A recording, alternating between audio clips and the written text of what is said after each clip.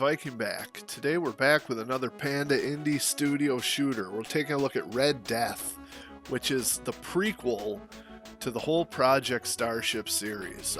It came out after the first Project Starship, but it takes place in the timeline before the first Project Starship. So it's kind of the backstory on what happened to Earth and how we got, you know, the lore and the universe and the enemies and stuff. So we're going to take a look at it. Going to do a little playthrough. This is the story mode. So if you see here, there's start and arcade. You unlock the arcade mode after you beat the story. So here we go. So basically you're a pilot named Nick, and you're called Red because I guess that's your ship, Red 001. So this game is tough as nails, to be honest. It came out after Project Starship, and I think Project Starship is a little easier than this. This game is just tough as nails. I don't know if it's the weapon spread or the enemy bullets are really fast in this game. So you have two buttons. You have the shoot button, and you have an overload button. There's no bombs, so the overload is like a, you know, it's like the overload from the Project Starship X. It makes you shoot more powerful and faster. And then there's the R2 button, like the original Project Starship, slows down the bullets so you can get more of a fine dodge, you know, to avoid the bullets, and it's not so twitchy.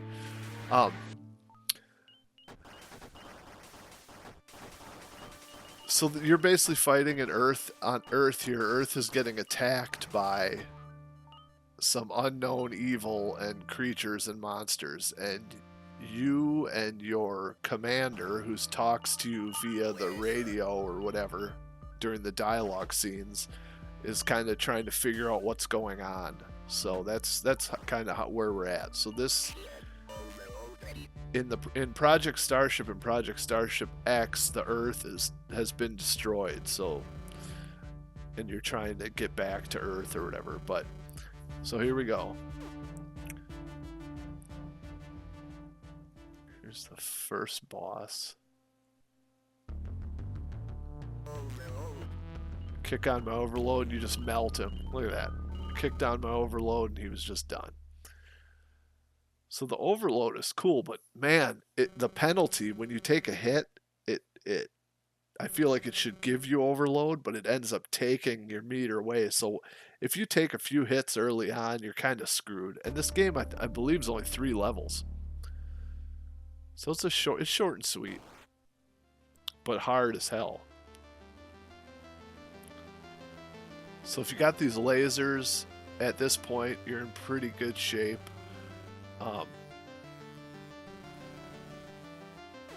Let you read the dialogue here without talking over it too much. The dialogue, the story is actually pretty good. I enjoy it. And collecting these stars is what gets your overload meter up. Don't let those little eyeballs with the black drop, because they'll shoot projectiles back up from the bottom of the screen.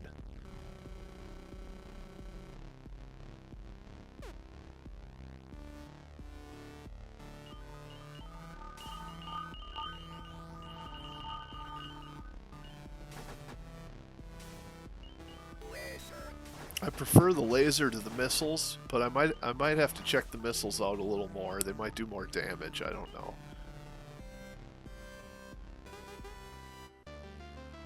And this game is trial and error for sure. I mean, you're going to have to play it a bunch of times to learn the enemy patterns, and it gets better. Here's some more story.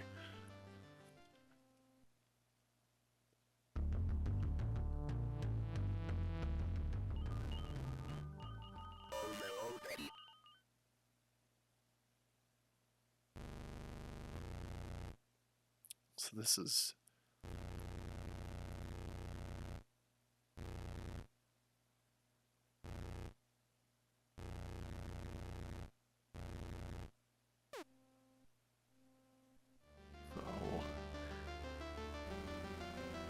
So it's like an Egyptian pharaoh.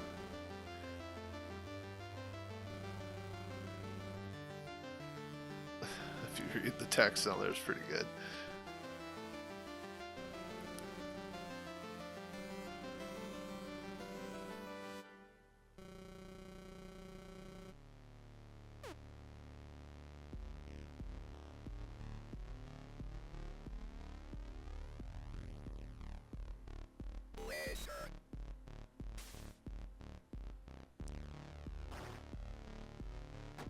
So I found a trick to this game is, you know, don't lose your weapons, of course, don't get hit. But then, if you have your overload on the bosses, you want to just save that overload for the bosses.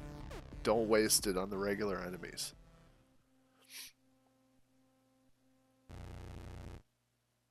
Nar-Yarla-Hotep.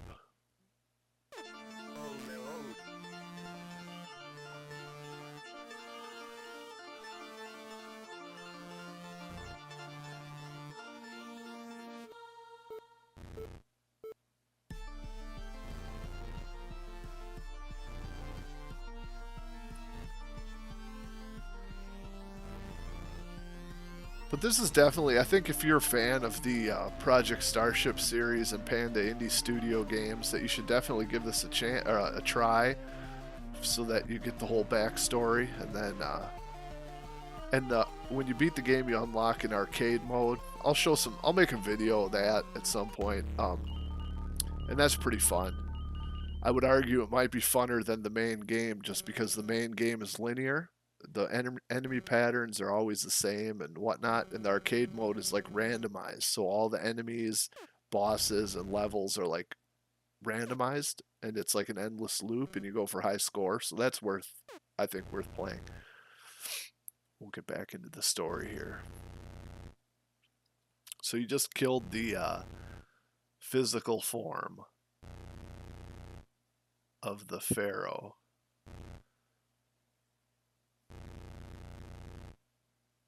And he says, good luck, the worst is yet to come. The story dialogue is a lot more adult than the Project Starship games. As you can see there, there's swear words, and it's pretty dark. So, I like that.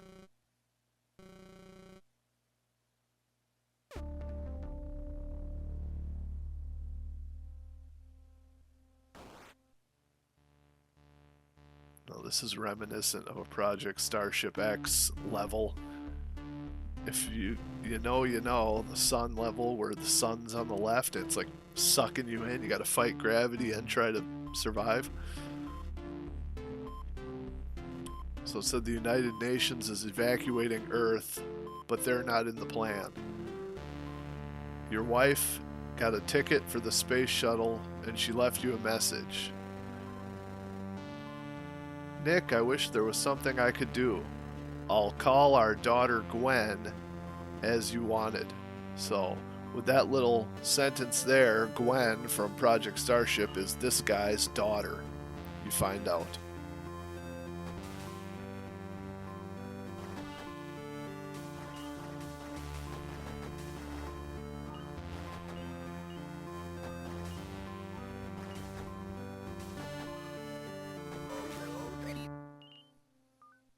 So I got the overload. Just gonna waste him. Not even gonna waste. Oh my gosh. Yeah, there's a lot of bullets on screen in this. Like that there, you don't know that's coming. Look at this. What the hell?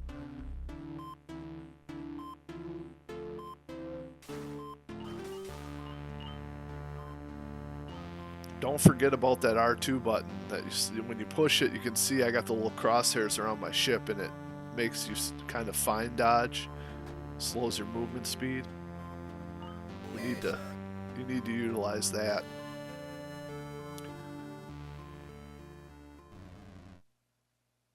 Oh, we got another. So here we go, the old ones.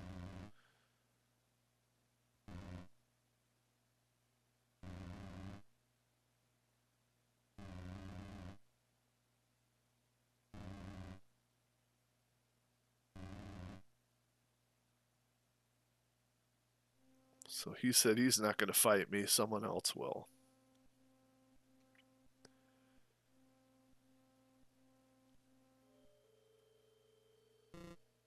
I really like how every game that they do has a different art style. You know, they go for like different vibes. Like this game has a standalone look, and then Project Starship has its own look.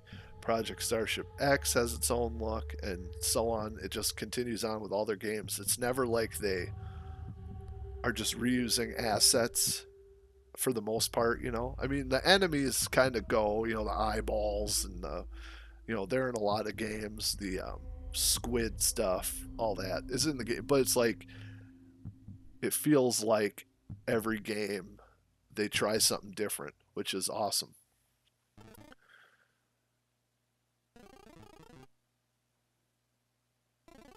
And the build-ups, like the build-up to this boss fight, is pretty cool with it, and they do a good job with all that. But it's like you don't know what's going to happen when you're playing this for the first time. It's like you're sweating because you're like, well, is something just going to pop out and kill me right away? I don't want to get hit, you know. It's like, oh my gosh.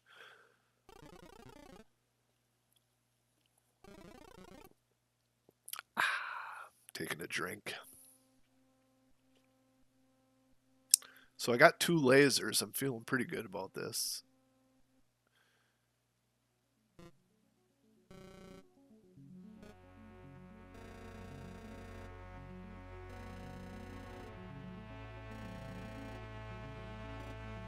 Alright. Fight till the end, he's telling you. So your overload is engaged in this fight. But it's still hard as hell. So I'll let this play out. I'll let you see what happens. I may or may not have died. But if you beat it, you unlock arcade mode. So it's a good game. I like that it sets up the lore of this series.